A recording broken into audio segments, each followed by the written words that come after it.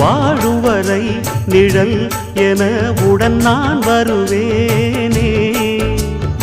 ஏழ் பிறப்பும் உயிர் துணை உனை நான் பிரியேனே.